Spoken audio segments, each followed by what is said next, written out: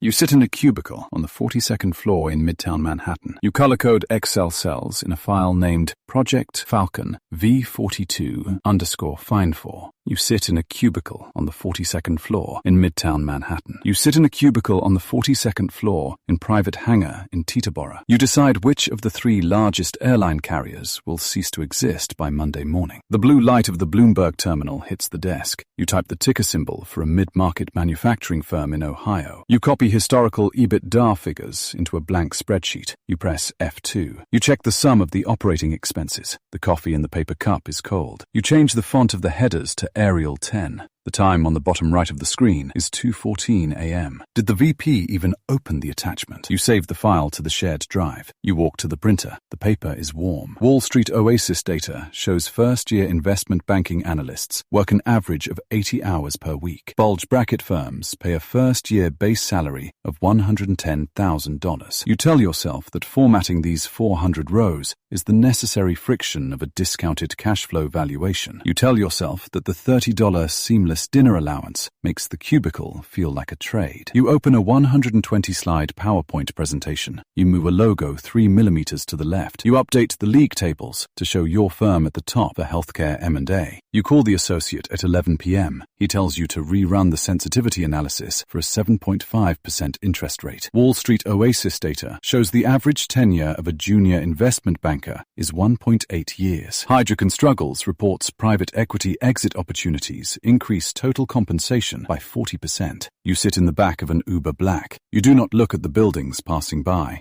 You check the deal teaser for typos on your phone. You arrive at your apartment in Long Island City. You leave your shoes by the door. You tell yourself that the slide deck is a physical asset you are building. You tell yourself that your friends will understand the opportunity cost of your absence. You manage the Intralinks virtual data room for a $500 million divestiture. You track which private equity firms download the quality of earnings report. You answer 45 questions from a buy-side due diligence team. PitchBook reports middle market M&A volume in the US reached $2.1 trillion in 2025. S&P Global states private equity dry powder sits at $2.59 trillion.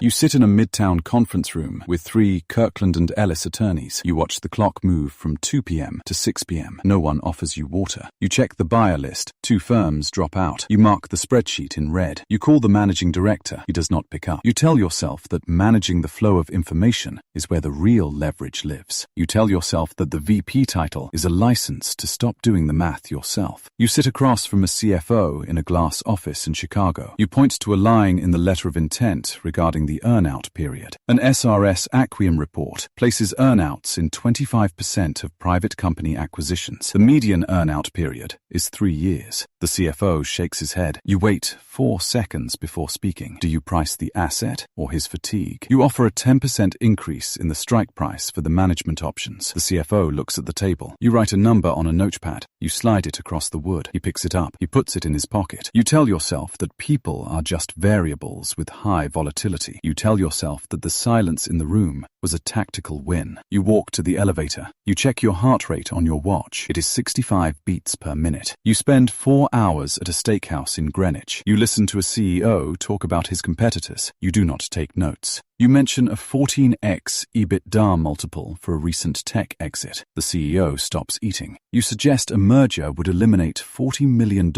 in redundant overhead. PitchBook reports that relationship-based proprietary deal sourcing accounts for 60% of middle-market M&A activity. Executive compensation firm Johnson Associates notes that senior managing directors at top firms earn between $1 million and $10 million annually. You pay the $800 bill with a plastic card. You walk to the parking lot. You tell yourself that the dinner was the most productive hour of your week. You tell yourself that the CEO's ego is just a capitalized cost of deal origination. You call the head of the leveraged finance group. You tell him to prepare a bridge loan. You drive home in the dark. You stand at a whiteboard in a locked conference room. You pick up a black marker. You draw 3 circles. The circles represent the largest operators in the North American logistics sector. You draw an arrow between the 2 smallest circles. You tap the board with the marker. You state the combined market share equals 42%. The Federal Trade Commission mandates a $460,000 Hart-Scott-Rodino filing fee for transactions over $1.19 billion. The Department of Justice challenged 24 corporate mergers in 2023. The 3 antitrust attorneys look at the floor. You put the cap on the marker. You sit down. You tell the group the transaction must close by the 3rd quarter. You stand back up. You leave the room. You walk down the hallway. You pick up your mobile phone. You dial a number in Washington, D.C. You call your driver. You look at a monitor. The screen displays commodity flows. You move $1 billion from a portfolio to an energy fund. Preqin tracks $1.3 trillion